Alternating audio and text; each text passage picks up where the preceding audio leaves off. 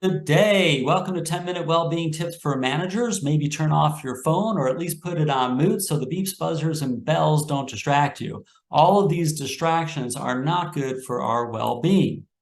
Now, last week, we discussed setting boundaries, physical and mental health boundaries, so that you can support your well-being and the well-being of your team.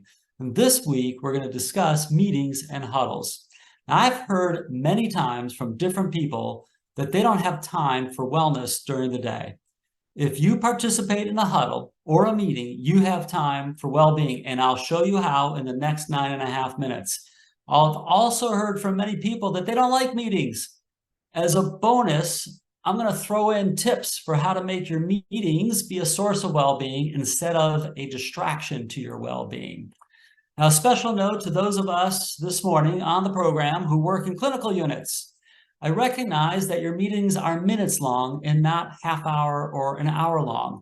However, there's no time period too short to think about how to bring well-being into your day.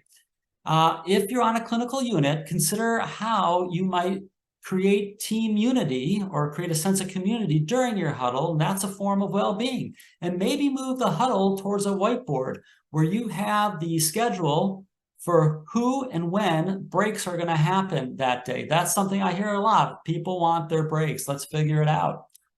So we've all been in a situation where it doesn't feel like the meeting is moving fast enough. The clock seems to have stopped moving. And some managers estimate that 25 to 50% of their time in meetings is wasted.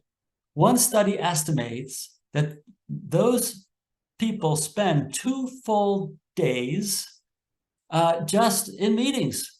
For some of you, that may feel like an underestimation. The problem is, if we spend so much time in meetings, how does this impact our ability to get our work done so that we don't take our work home with us for those of you in administrative jobs?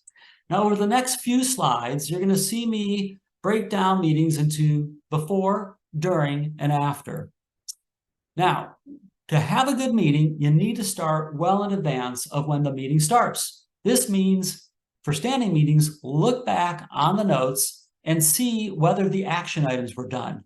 If the action items weren't completed, well, maybe it's not time to have another meeting. Maybe you just need to skip that week and create an agenda. And if there's nothing on the agenda or there's only a couple of things, again, maybe just put those things on next week's agenda. And if the meeting is scheduled to be this long, maybe you can cut it in half. We don't have to be always going by what the calendar says. We need to be creative and thoughtful about how we're using our time. Another thing to keep in mind is that you don't want to rush into a meeting at the last second. If you show up running in, then you're going to be stressed, and your team will feel that stress. You need a moment to clear your head, take a breath, and find yourself in the present. It will allow you to be more calm, more clear, and more focused. And that is going to increase your chances of having a successful meeting. And just as you need a reset for yourself, there's a good chance your team needs a reset as well. This may be as simple as sitting in silence for half a minute, or doing a breath together, or a gratitude exercise, or just make a statement. Hey, we're about to start a meeting, so please turn off your phone. You might want to remind your team about any ground rules for your team meetings, especially if your team has kind of gotten off track, or if you've recently created team meeting rules to help you have better meetings. Yes, meetings are created with the intent of getting some business done. However, meetings influence our well-being for both good and bad. Each of the possible benefits listed on the left side of the slide can be found somewhere in the Glint survey. When we feel heard and that team members are working together and things are moving forward, that can have a positive impact on our well-being. And the opposite is true when people don't feel heard. When we talk about the same thing every week and nothing seems to get done, that can weigh on our well-being. Now, how many times have you heard this phrase at the top of the slide? You know, it kind of makes you wonder, Have our meetings gotten that bad that we feel like they're taking away from our day and maybe even harming our life? Meetings can either add to our well-being or take it away. Let's make it an addition.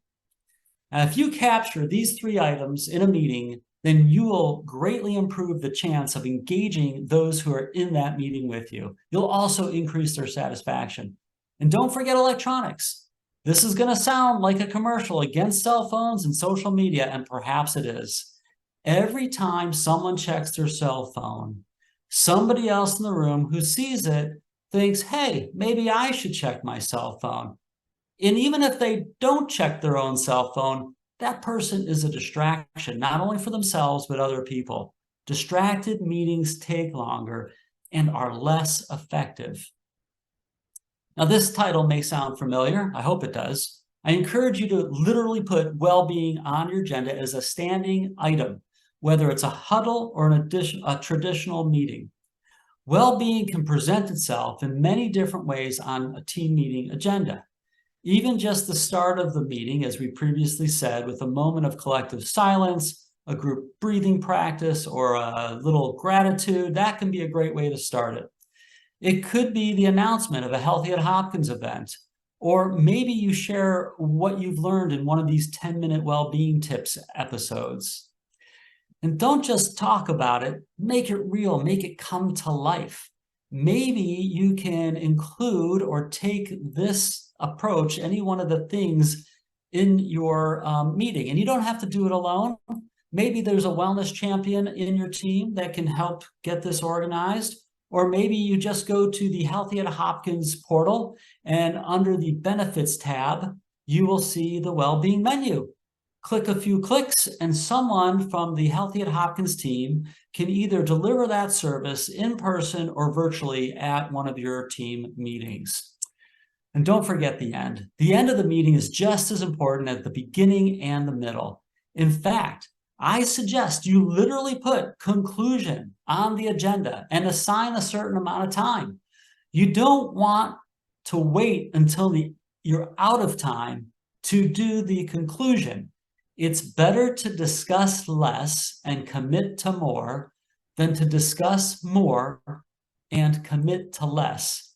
You need time to make sure everyone is on the same page, that you've all agreed what the action items are and who's responsible and what time they should be done. Make sure there's no confusion. This is what will help team members feel like their opinions count and that action is being taken. And last week we talked about boundaries, and I want you to think about meetings in the context of boundaries. Don't succumb to the default on Outlook.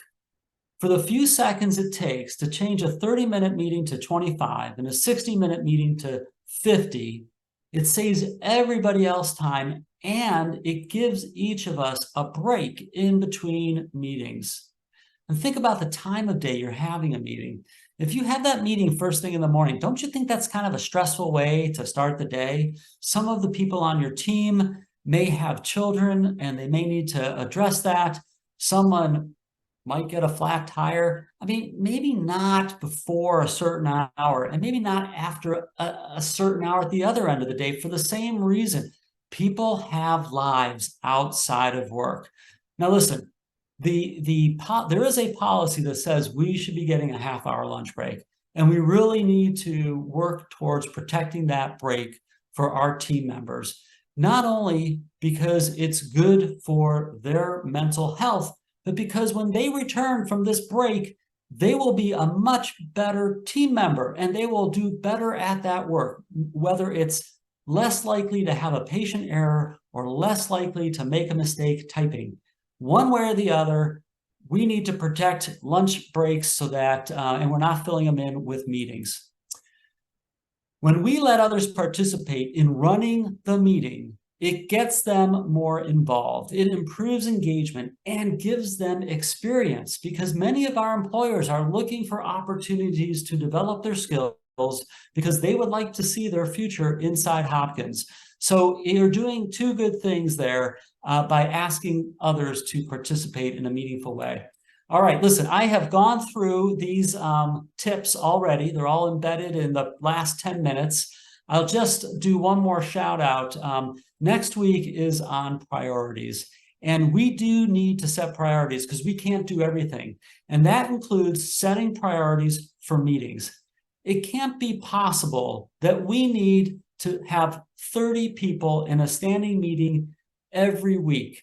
If you're one of those people who has one of these meetings on your calendar every week and you've attended and you're never called on, the topics aren't relevant to you, I'm going to suggest that you ask the team leader, can I be removed from this meeting? Or maybe it's that they send the agenda out the day before and if it's not relevant, then you say, hey, can I skip tomorrow? Maybe it's not completely off, but anyway, start prioritizing your meetings. They really can make a difference in your own well-being as well as those with whom we lead. Thank you. If you don't find what you're looking for on the Healthy at Hopkins or Office of Wellbeing website, we have 2 email addresses there, and we are here to support you. Thank you and have a great day.